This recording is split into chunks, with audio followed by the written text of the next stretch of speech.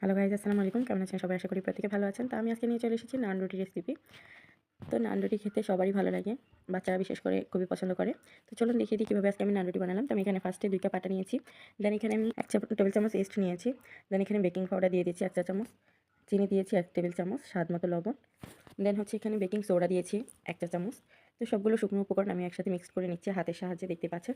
এখন আমি দিয়ে দিলাম রেগুলার সয়াবিন তেল। তো এখানে দিয়েছি আমি 1 টেবিল চামচ সয়াবিন তেল। দেন আমি হাতের সাহায্যে মেখে নিচ্ছি।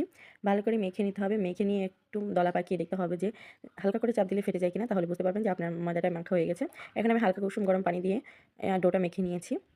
ভালো করে ডোটাকে সফট করে মেখে নিতে হবে। এখন আমি 1 ঘন্টার জন্য রেস্টে রেখে দিয়েছি। রেস্টের পর 1 ঘন্টা পর ফিরে আসলাম। দেখতে পাচ্ছেন আমার মাশাআল্লাহ ফুলে কতটা ডাবল হয়ে গেছে। এখন আমি আবারও হাতের সাহায্যে ময়ানটাকে ভালোভাবে মথে নিচ্ছি। তো দেখতে পাচ্ছেন কতটা সফট আর কতটা সুন্দর দেখাচ্ছে ডোটা। তো এখন আমি 3টা গোলা করে আমি রেখে দিব। দেখতে পাচ্ছেন আমি আরও কিছুক্ষণ রেখে দিলাম, 5 থেকে 10 মিনিট। 10 মিনিট পর ফিরে আসলাম। এখন আমি রুটিটা তৈরি করে নিচ্ছি। তো দেখতে পাচ্ছেন ফার্স্টে গোলাটা সুন্দর করে রেডি করে নিয়েছি। তো রুটিটা ভালো করে নিতে হবে। বেশিটা পাতলাও করা যাবে না, বেশি মোটাও করা যাবে না, মিডিয়াম করে নিতে হবে। দেখতে পাচ্ছেন আমি পিঁড়িটা ঘুরিয়ে ঘুরিয়ে রুটিটা বেলে নিচ্ছি। আপনারা চাইলে তেল ইউজ করেও রুটিটা বানিয়ে নিতে পারেন। তো আমি গুঁড়ির সাহায্যে রুটিটা বেলে নিচ্ছি। তো আমার রুটিটা বেলা প্রায় হয়ে গেছে। দেখতে পাচ্ছেন অনেক বেশি মোটা হয়নি, বেশি পাতলাও হয়নি, মিডিয়াম দেখাচ্ছে। অনেক সুন্দর হয়েছে মাশাআল্লাহ। দেখতে পাচ্ছেন। এখন আমি রুটিটা সেঁকে নিব, মানে নান রুটিটা সেঁকে নিচ্ছি। হাতের সাহায্যে একটু চেপে চেপে নিলাম। দেখেন মাশাআল্লাহ মাশাআল্লাহ কত সুন্দর এসেছে কালারটা। তো আমি এপিঠ ওপিঠ একটু ভালো করে উল্টে পাল্টে ভেজে নিচ্ছি। তো উল্টে পাল্টে আমার ভেজে নেওয়া হয়ে গেছে। প্রায় দেখতে পাচ্ছেন এপিঠটা অনেক সুন্দর দেখাচ্ছে। দুপিঠ খুব ভালো করে ভাজা হয়ে গেছে। এখন আমি নামিয়ে নিচ্ছি চুলা থেকে। দেখতে পাচ্ছেন মাশাআল্লাহ কতটা সুন্দর দেখাচ্ছে। এখন এটা আমি ছুরির সাহায্যে কেটে নিব। ঠিক যেভাবে রেস্টুরেন্টে আমাদেরকে কেটে খেতে দেয় নান রুটি, সেইভাবে করে কেটে নিচ্ছি।